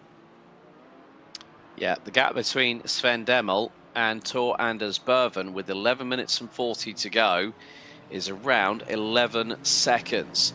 So Sven Demel has got to be like Smokey from Smokey and the Bandit. He's just got to go for it and see what happens, because now it's going to be a sprint race to the checkered. There is the number 423 in 7th place. And he's 2.4 seconds behind Alexander Scarrett. But we'll see what the lap times dictate, because as that car gets lighter with fuel, Sven Demel could find that the BMW M4 GT4 that he's piloting could hit the sweet spot. But then if you make a mistake like that coming out of turn number 11, you're going to be on the dirty stuff. You're going to dirty the tyres. That reduces traction on the back end, and that's going to cost you time, more importantly. Oh, yeah, but I've got to be realistic here. I think he's too far back. I agree. Too far back. That's the Berven Demel lap time situation. Here we'll see how they get on over lap 19. Well, Berven was slower than Demel by 4 tenths. If he pulls out 4 tenths, 4, 8, 12, 16, what's he going to get? He's going to get a second per 2 laps. Don't think there's... Yeah. And he's got people to clear in the process. Yeah, I mean, with 10 minutes to go, we're going to have probably another 5, 6 laps at a push. So that's probably going to be, if it's half a second, let's say it's 4 tenths for 6 laps. That's effectively going to be like 2.4 seconds, isn't it? Effectively, by the time we get to the checkered. But then it's just dependent on how hard Sven Demel wants to push. And the thing is, Hauger is nearly matching times in 5th place with Sven Demel. A 1:45.7 and then a 1:45.679 for Demel, which means that even if Demel gets close to, then passes Scarrett, by then it will be game over. He probably won't he'll probably get as high as 6th, maybe even 5th at a push. But with 9.5 minutes to go, Tor Anders Berven now has to watch his 6. He was 2 seconds ahead. As we're going to have a look now at Miles Owens. The curb on the outside there. There you go. Oh, and he's slammed it into the barriers. Oh dear, Miles Owens. That is not how you want the race to be with about 9 minutes to go on the clock. Steering's done. So steering's done. He can't accelerate high enough. Lily Orde here, still continuing to fight with Ewan Bramer. You can see Demel was 2nd quicker now at the bottom of your screen over Berven, but while these guys are fighting, it's bringing him in as well. So he's got 8.5 minutes and he's got 9.6 seconds. And I'm a bit odd job there. Fun fact about Lily Orde, he is the Norwegian master of swing. I'm hoping that's swing music. Yes, so am I. But Bremer now getting alongside. They are nearly checking up. Heading into turn 6, Gordon Hauger is right there with them, but not too far ahead. The battling duo, Kim-Andre Bjorklund. Next to nothing between him and Tor Anders Berven. Kim-Andre Bjorklund wanting to add a 4th win to his tally this season. Tor Anders Berven looking to break the proverbial duck, and Berven gets back ahead, and Bjorklund still side by side with him. This is going to be really, really close, but here is that battle for P3. Oh, the lead Sven kicking Demel off as is well. Sorry, Alex, yeah. The lead was kicking off there as well with Bjorklund's coming through. So just wanted to keep an eye on that. These 5 could end up right back together very, very shortly. Bjorklund does now take the lead over Tor Anders Berven. Ewan Bramer's still hanging on with Lily Orde and that there with Hauger. Scarrett is being closed down at a rate of knots by the yellow machine of Sven Demel. The AMs have all settled down a little bit. Richard Jones is there, and Rob Williams is 6 seconds back. Williams got Olsen Lear 1.6 seconds back further from him. So that AM battle is pretty much as they are at the moment. I'm still keeping an eye on now. We need to change that to Bjorklund really, because obviously from that situation with Bjorklund in the lead, Demel pulled out 1.2 seconds over the last lap and is now only 7.9 back with 7 minutes to go. It's going to be close, I think.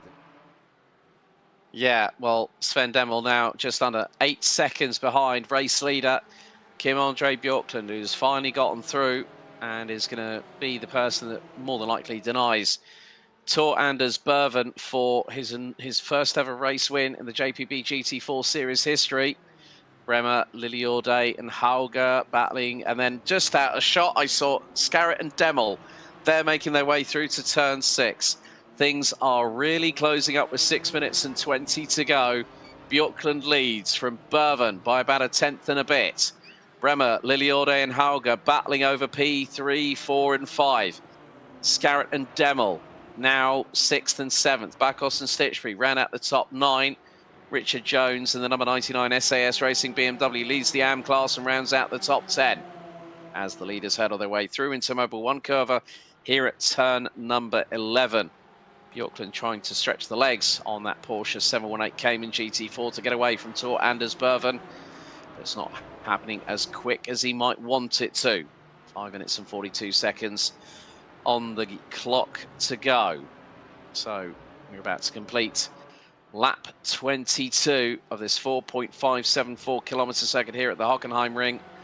And both Bjorklund and Berven run wide. Lap completed.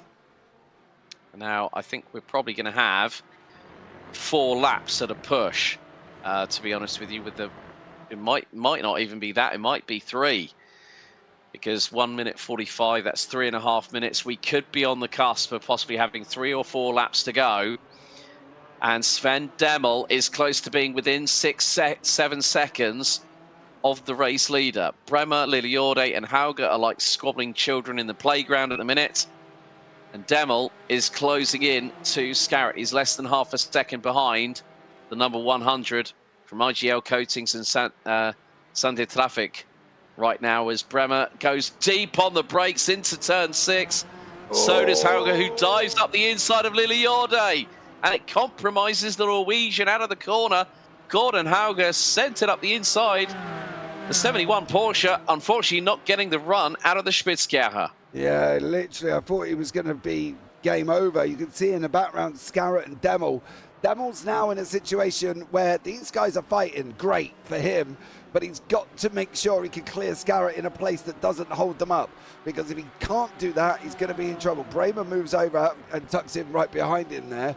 Kim on JP Auckland is slowly getting away from Bourbon, and that's not what Demel needs. He needs Bourbon there battling alongside, giving him a little bit of an argy-bargy, and at the moment it's just not happening. However, for these guys, Demel's coming, and he's coming quite quickly, so it probably would have been ideal if Demel didn't have Scarrett in front of him, but he needs to clear him sooner rather than later at the moment, because I don't think he's going to have enough time here. I think that hold up from Scarrett is not going to be able to do it, and he only pulled 2 temps out on Bjorklund last time around. It's not going to be enough. Yeah, I completely agree, because of the fact he's in the dirty air behind Scarrett. But of course, by seeing those 3 in front of him battling away tooth and nail, it's put a little bit of a motivational spur into him, but not quite clearly put a big old smile on his boat race. However, with 3 minutes to go, Kim Andre Bjorklund now has expanded a lead of nearly 9/10 of a second over Tor Anders Bourbon, who is looking pretty good for possibly getting his first ever victory in the JPB GT4 series this season and also in its history. But Bremer still putting the frighteners on Hauger and Liliorde. Into the Mercedes arena at Flat Chat they go. Differing lines taken by all 3 drivers heading into turn number 8, and then it's through into 9, into the right-hander here at 10. They are literally hemorrhaging time, these 3, because they are battling away like a good one. Into turn 11 at Mobile 1 once again. Will any of the 3 run wide? Yes, Hauger does. Scarrett still has Demel right on his rear exhaust pipes, and Demel still trying to find a way past, but Scarrett is not letting it happen at all. He does not want Demel past him. Yeah, do you know the thing is though, as much as I would love to have seen Demel go past, or seen how far Demel can get up if Scarrett wasn't there, Scarrett's doing a great job, right? He's sitting in thick with him at the moment. He's put the blockers on the man that was absolutely flying. Now he's gone slow round turn 1. Demel's going to look to the outside. This might be his opportunity. He's got to do it. Scarrett has been driving incredible. Scarrett, Demel's, no, not this time. Now we're down into Spitzker. Yeah, through the Parabolica, and now Demel pulls out of the slipstream. This is going to be sheer horsepower fight, this one. Down into Spitzkeher. Demel will keep the outside line. Scarrett will keep to the inside. And Demel goes late. Who goes later on the brakes? It's Scarrett. Scarrett gets the undercut. Through on Sven Demel, out of Spitzkeher. Now the run into Mobile, now into the Mercedes arena at turn 7. Sven Demel's going to plant it round the outside. He's going to try and be brave. Is he going to get through at turn number 8? He's going to get the inside line. Demel might pull this off. He does get it done initially, but Scarrett right back at him up the inside through at turn number 10. It's a no. Sven Demel does not get through. Demel needed, the thing is, when Demel tightened up Mercedes, it allowed Scarrett that run. So for him, it was, Scarrett had that job of just being able to accelerate out. Demel had to try and correct it, and he did correct it because the back end of the BMW had a bit of a wiggle coming out as well. It looks like Rob Williams has made a mistake and has lost that podium. We'll have a look back at that as we're going over what will be the final lap of the race. Let's see what Williams got himself up to here. Oh, that was all on your own. He was getting loose before he'd even gone anywhere. If you watch his rear coming out of there, it's loose, and then unfortunately he just goes across. And that is the situation with Rob Williams.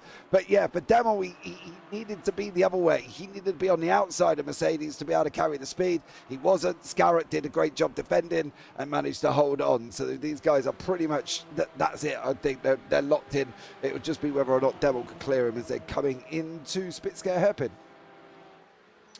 So, final lap, lap 26, underway here for race 2 of round 6 as Bremer decides to go up the inside of Hauger through at the Spitzkauer.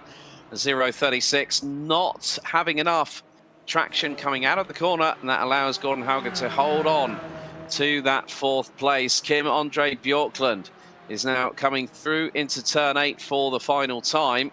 It's going to be more like they're going to be on their way to Mobile 1, but it's going to be a frantic lot of activity between these 3 here.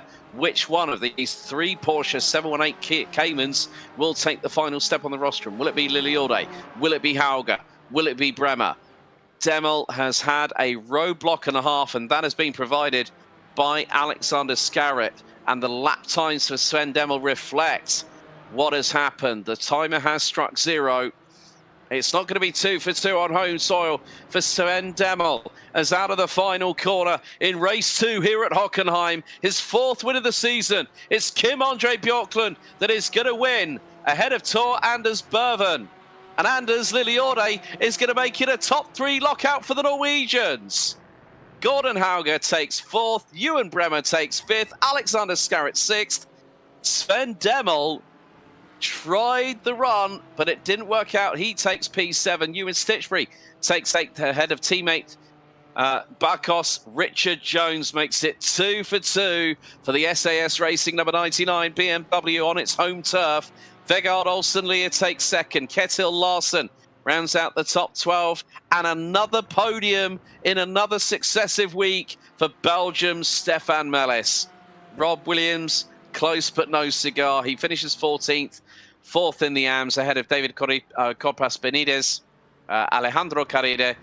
Pierre Hafad Hafstad rounds out the top 17 with Torbjorn Mele, and Stu Pearson will be the last of our classified finishers after an interesting and exciting 45 minutes feature race here at Hockenheim to conclude round number 6. Yes, poor old Stu Pearson didn't have a great evening. I don't know whether he just didn't like the circuit, but he didn't have a great job with the old torpedo himself. So poor old Stu Pearson. Well, also, Sven Demel, for a lot of the race, actually had the fastest lap. There are your results on your screens at the moment. So Kim Andre Bjorklund, Tor Anders Berven and Anders Liliode round at the top 3. And also the top 3 in pro. Gordon Hauger, Ewan Bremer, Alexander Scarrett, Sven Demel finishing 7th. Ewan Stitchbury and Christoph Bakos ran at the top 9. It's 2 for 2 for Richard Jones tonight. And again, it's another 2nd place for Vegard Olsen-Lear, who for the majority of the race was leading the AM classification. Ketil Larsen, Stefan Mellis, Rob Williams, David Corpas, Benitez, Alejandro Carride, Per Havad Hafstad. And then we come down to the final few drivers. Torbjorn Mele, Stuart Pearson, Miles Owens out with 6 laps to go, and Chris Barnes out with 10 laps remaining. And that is going to conclude the on-track action. However, we have got a driver waiting to speak to us who has just picked up P3 after an exciting battle. Anders Liliode, good evening. Good evening. Well, that was a bit of a fight between you, Gordon, and Miles for P3 in that 2nd race. Must have been exciting, and probably you're very much exhausted after that one. It was a hard race. I think it was even who was behind, and Gordon. So yeah, it was a great race. Fun. Yeah. It does go to show that Hockenheim can provide a really, really good strategy. Myself and James were talking through the broadcast, and we were like thinking, is Sven going to catch up with Anders and Tor and Kim? And we then found that there was we've got 5 Norwegians in the top 6 tonight. So Alexander Scarrett, I think you need to owe him a beer. Yes. I probably have to do that. Yeah. But I think really Hockenheim really gave us some really good racing tonight. Very close. It's a difficult track to master as well, isn't it? Even though there's no elevation. I don't think it's so very difficult, but it's a track where it's hard to pass other cars, so you have to plan your passes to get them right and time them right, or else because you almost have to dive here to get past if you don't have because so close the cars go now, you have draft all the time, and then you just have to time it really good. Well, next week we go to a home circuit for myself, James, and a few of the competitors. We go to Brands Hatch Grand Prix circuit. You looking forward to that one? Yes, it's a fun track to drive on. It's technically, I think that track is more difficult than Hockenheim because of Brilliant. also it's not you have to always go on the edge to make fast laps there. Well, Anders, thank you so much for talking to us. Anyone you'd like to give a shout out to before we let you go? Yeah, I'll say thank you to my teammate Tor Anders, and the rest of my team, and the other Norwegians in the Liga. It's fun to race. Brilliant. Thank you. Anders, brilliant Anders Lilliorde. We'll see you next week for round 7 at Brands Hatch Grand Prix. Well done on the podium tonight. Thank you. So a big thank you there to Anders Lilliorde. Who shall we bring in next, James? We're going to go with the winner, one Mr. Kim Andre Bjorklund. Good evening, Kim. Good evening. Well, another race win to add to your tally this season. Congratulations, first of all. Thanks. But you, we were thinking that maybe Tor Anders might have an opportunity at a win, but of course you're trying to battle with Sven right up until the last round of the championship. It was a good little battle between the pair of you because at one point we saw you both side by side in this feature race. Me and Tor Anders, or me or Sven? Well, we were excited with the battle between, well, if Sven was going to clear other drivers. Yeah. But then we saw you guys battling away at the front end of the field because until you passed him, Tor Anders had pretty much led the entirety of the race and had done an absolutely sterling job. But you managed to get through on him. I mean, I'm just looking. You're a little bit longer in the pit stop. Did you feel that helped you a little bit? That you knew you might have an opportunity to get past Tor Anders in the last few laps? To be honest, I had to push quite a bit to catch most of the gap before the pit stop, and I think he had the opportunity to lift and coast some more, saving some fuel with the gap he had.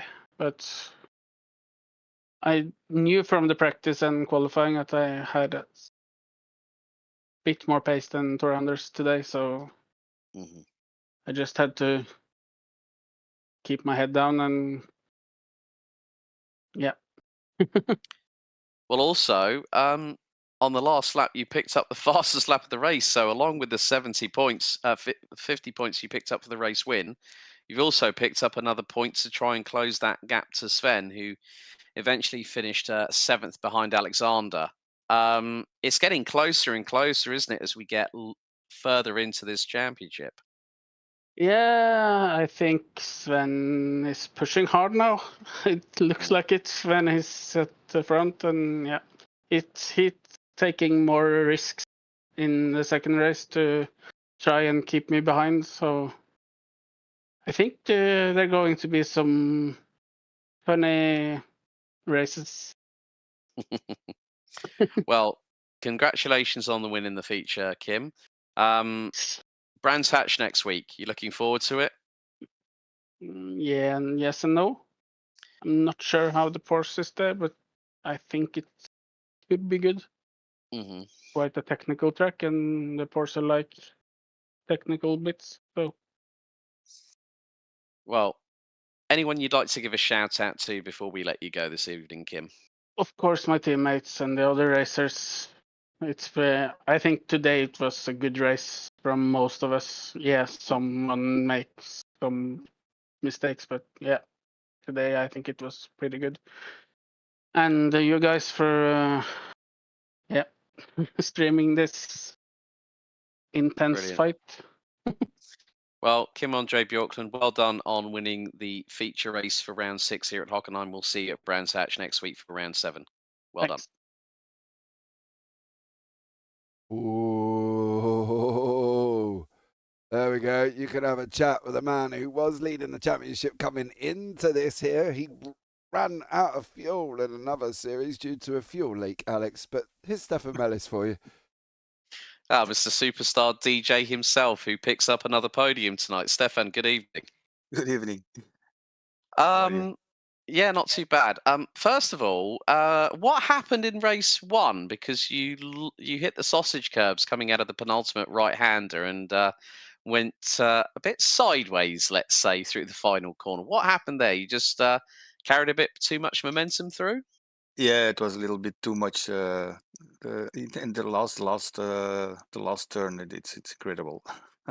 So stupid. Yeah, James and I were talking on air, off air beforehand that you put in the GT4 drivers chat saying, "I'm going to frame this because this might be the only opportunity I'm leading," and now Richard has got another 2 wins to his credit. But to still pick up a podium in the feature race, it is always a difficult one because we knew that Richard and Vegard were going to be pretty competitive, but then obviously with a slight mistake from Rob. Who was ahead of you at that point, it gave you the opportunity to get another podium. Yes, Were you hopeful? Were you optimistic of a podium at some point this evening? Yes, actually, I was, because I practiced a lot, a very lot. The full 2 hours of yesterday and the whole week, I was every day I was practicing on this track. Until yesterday, I didn't know what lap times I had to expect, but yeah, it wasn't too bad. Richard was yesterday slower than me, but yeah, okay, that's maybe that's maybe not actual how he was driving yesterday. I don't know, but today he was too fast, and I could follow Robert. His mistake was my luck, of course, and my mistake was his luck in the first race, the sprint race. Yeah. But then we go to Brands Hatch for next week. Are you going to be able to put the practice hours in before then, or are your DJing commitments probably taking you somewhere and you might not have enough time apart from the practice sessions? No. During the week, I have lots of time. Well, So that's good to hear. so I will practice a lot, and I hope I had from Richard. No, Richard not. Ricky Provenzali from the Premier League, Endurance League. He gave me some tips for the GT3. I hope I can use that in the GT4. Brilliant. Well, Stefan, for Brand Hatch. Yeah, it could work. You never know. We'll find out next week. But thank you so much for talking to us as always, Stefan. Anyone you'd like to give a shout out to before we let you go this evening? Again, my wife. She's very patient that I sit in the simulator so much. So. Oi. Torbjörn Meili has just jumped in, unannounced. Sorry, just No, press it's the wrong right. button. Don't worry about it. Don't worry about it at all, Torbjörn. We'll speak to you in a second. But yeah, Yeah.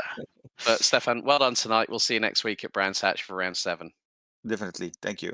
Okay. Okay, bye-bye. There you go. Well- Torbjörn Melee is here now. Yeah. It's an accidental join again. How are you? We pick the haven't right spoken to you room. in quite a while. Yeah, I picked the right room. Yeah, you did. Yeah. No, it was a good race today from my side. Not too bad result, of course, in the rear as expected, but I think I ended up where I expected to be. But the thing is, you're having a lot of fun doing this championship, aren't you? Yeah, for the most part, I do. I have had quite a lot of nice battles throughout the this series, both last season and this season. Well, I've got to ask you one question anyway, Torbjorn. What are your thoughts about next week at Brands Hatch? A very different circuit to Hockenheim. A lot of elevation changes, a lot of fast corners, very technical in some points, and it's old school. So the walls are going to be very close to the sides of the cars, let's say. Yeah, I'm a bit cautious about that one. It's not a track I've raced very much, but the few races I've done there, I find the track very fun to race. It has these high-speed corners that I really enjoy to execute. Well, And anyone? yeah. I was going to say, James, you got any questions for Torbjorn whilst we're at it? No, he was in the lead at one point on the AMs, and then, well, you had to make a pit stop. Yeah, of course. I had, as usual, I pit the latest of all dams. So I'm almost every race I'm in the lead after everyone else has pitted. You never know. Maybe one day, Torbjorn, Torbjorn, you may have to hold on to that lead and take that victory. Yeah. Last race, no, not last race. Yeah, last season when Kim and me did one stop at Motegi. That was very good. Oh, I'm a bit proud of that one. Oh, you did it as well. Okay, yes. Well, that's a bit of information. I think that ended me at third place in AM or something. Okay. That was good, but I stuttered about across the line. So you were on fumes at that point. Yeah. Brilliant. Well, listen, Torbjorn, anyone you'd like to give a shout out to before we let you go? It's of course my team and Kim and Gordon for taking me in and educating me and helping me getting better at this. I just started racing 2 years ago on iRacing.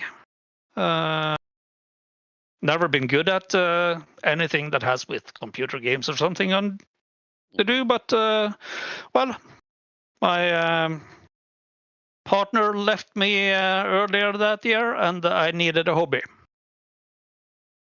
so I opted for iRacing. Brilliant stuff. Well, listen, we'll let you go. Thanks very much for jumping into it, and we'll see you next week for Brands Hatch. You sure will. You sure will. Looking forward to it. Bye. Okay, big thank you to Torbjorn Melee for jumping into the broadcast booth unannounced, which is the first for us for a long time. But that has been it for JPB GT4 Championship Round 6 here at Hockenheim. Next week, we go to the Garden of England for Round 7 at Brands Hatch as we reach the tail end of this championship. Don't forget to like, share, and subscribe and hit the notification bell. Don't forget to also follow us on our respective social media channels. So on behalf of James Parfitt, my name's Alex Goldschmidt. Race hard, race fair, and if in doubt, go flat out. We'll see you next time. Thanks for watching. Good night.